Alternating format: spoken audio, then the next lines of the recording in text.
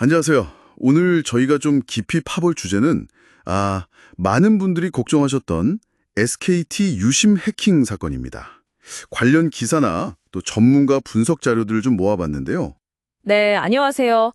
저도 자료들 쭉 훑어봤는데 이게 워낙 큰 사건이라 궁금한 점이 많으실 것 같아요. 맞아요. 특히 SKT 고객이시면 더 그러셨을 거고요. 이게 도대체 어떻게 된 일인지, 뭐가 유출된 건지 오늘 좀 명확하게 짚어보려고 합니다. 좋습니다.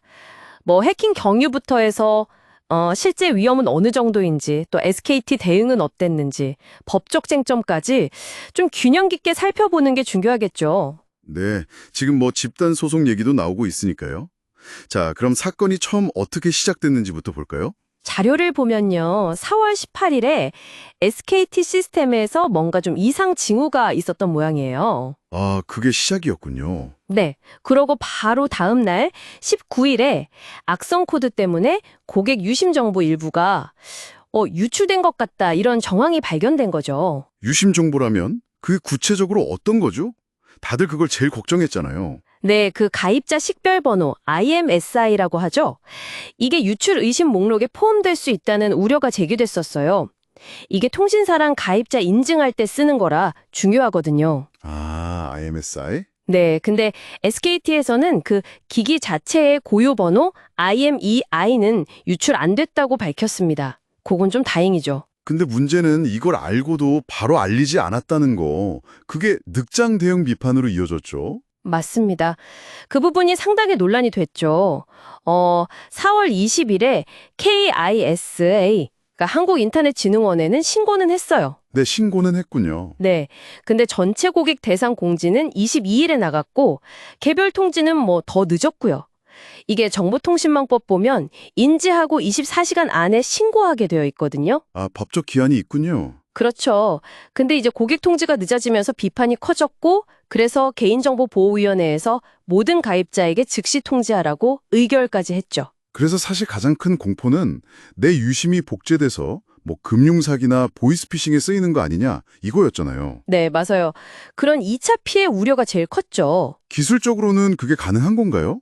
유출된 정보만으로요? 자료에 나온 보안 전문가 분석을 보면요. 기술적으로 아주 불가능한 건 아니라고 해요.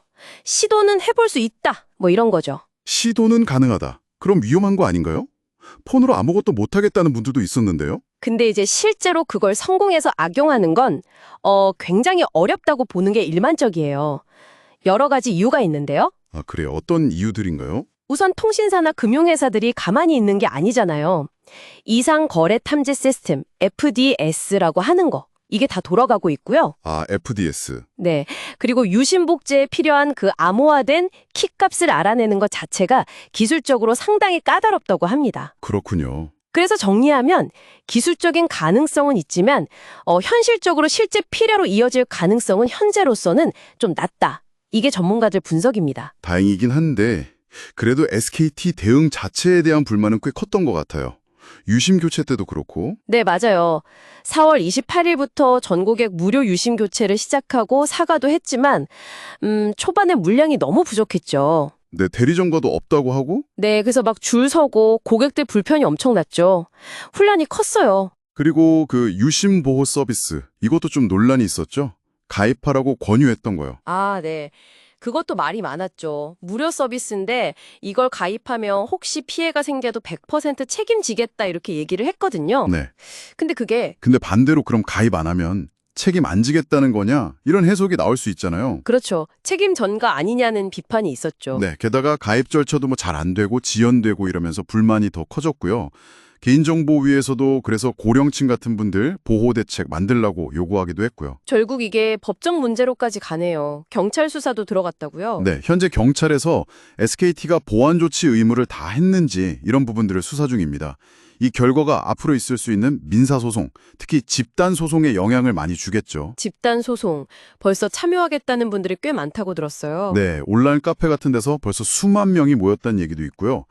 예전에 카드사 정보 유출 때 1인당 10만 원 배상 판결 사례가 있어서 아마 그걸 참고하는 것 같아요. 아, 그 판례가 있군요. 그럼 소송의 핵심은 뭐가 될까요? 법률 전문가들은 역시 SKT의 과실 여부, 그리고 그 유출된 정보랑 실제 피해 사이의 인과관계를 증명할 수 있느냐, 이걸 핵심으로 보고 있어요. 인과관계 증명 쉽지 않을 수도 있겠네요. 네, 그리고 SKT가 ISMSP 인증 같은 거, 그러니까 법에서 요구하는 기술적 보호 조치들을 제대로 하고 있었는지, 이것도 중요하게 볼 거고요. ISMSP 인증이요? 네, 정보보호 관리 체계의 인증인데 기업이 개인정보 보호를 얼마나 체계적으로 관리하는지를 보여주는 거예요.